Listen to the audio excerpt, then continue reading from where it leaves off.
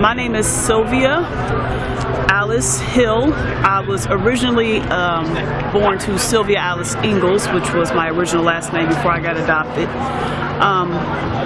I am an ex-lesbian. I have been delivered from that spirit since I was 14 years old. I'm now 32. And how I came upon that lifestyle was not my fault. I was not born that way. I was sexually molested when I was 5 years old in the foster system.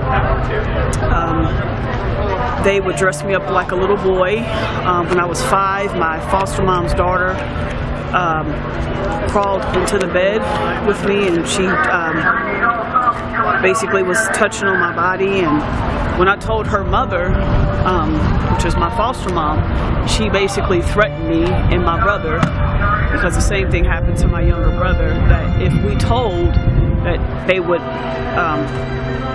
basically kill us. That they couldn't find my mom, and basically was just trying to say that there was no way out of the foster home that we were in, that if we left, that they would find us and they would make us regret that we were born. So for a long time I felt naked and ashamed. This woman would watch us take showers. Her daughter, this is her daughter, keep in mind, which she would watch us take showers. And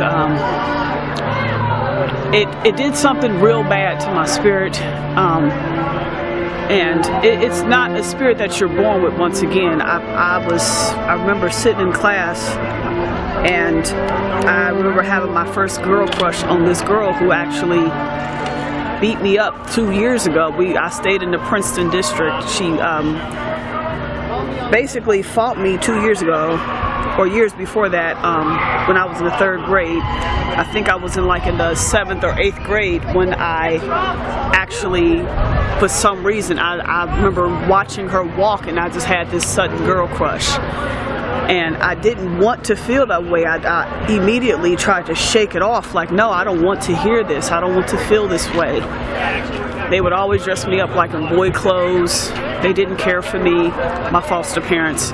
And so you take upon that spirit once you start dressing like that. There's a scripture in the Bible that does teach for a man not to dress up like a woman, or a woman not to dress up like a man, otherwise you'll take upon its character. And so that's what was happening to me. I had dressed they were forcing me to dress like a boy for so long. I was taking upon the characteristics of a young man. And when I began to tell my friends what was going on in the house, because they would always question why I never wear a dress, why I would never dress up like a woman or a young teenager, because I would always want to dress like a young teenager or a young teenage girl and go to parties like girls go to and stuff like that, and just hang out at the mall, go shopping with my friends and dress up like a girly girl. I was called a slut if I were to ever do it outside of church. They would only dress me up to go to church, just to make a cover up, but anytime I went to school I would have to dress up like a boy. And I remember I had this one friend who challenged me by the time I was 13, and she was a holiness religion, meaning that they believed in wearing really, really long skirts, no makeup, no earrings. So she would always wear skirts and dresses. I was never really attracted to any other girl but that one girl.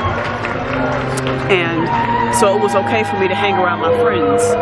But she told me, she said, I challenge you. She said, one day you have to come in wearing pants, and one day you have to come in wearing a skirt, and one day I'll come in wearing pants.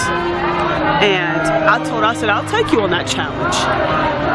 And a year had went past, and I began to suddenly just started shaking these feelings of not wanting to be that way, not want to even dress like a boy. The more she kept challenging me, she would challenge me every day.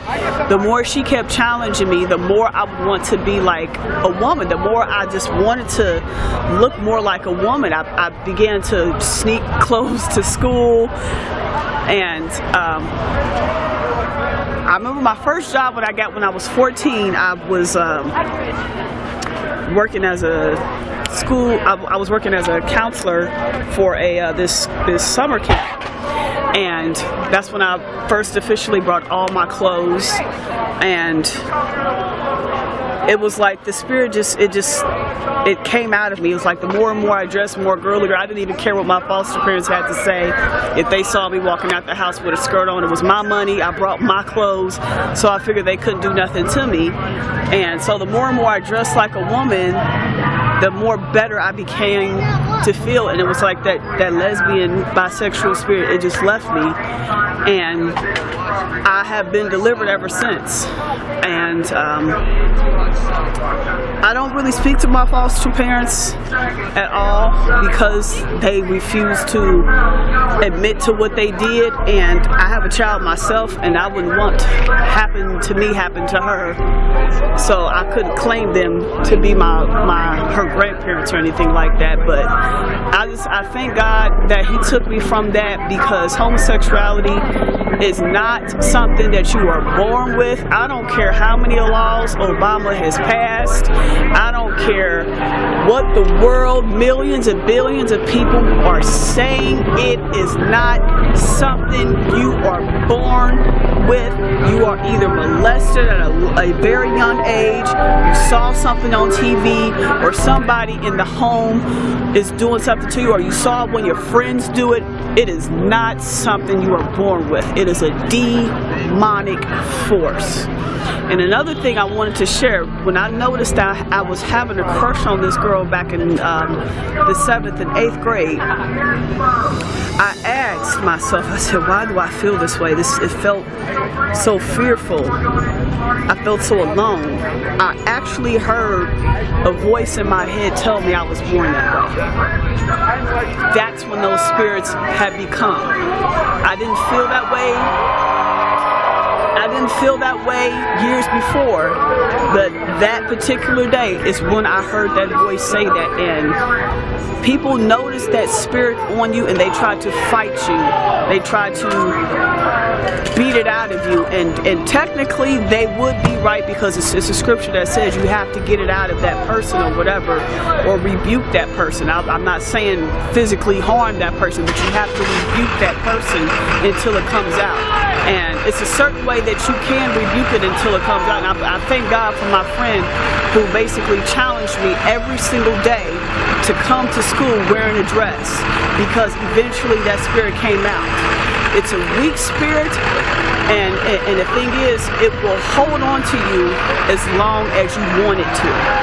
If you keep on saying you're gay or you're homosexual, you get up, a woman gets up and put on manly looking clothes, then guess what? You have become that spirit. But the moment that you stop yourself and put on the garments of a woman, I guarantee you will never feel the same. If you pray to God, if you give your life to Christ, you won't feel the same way.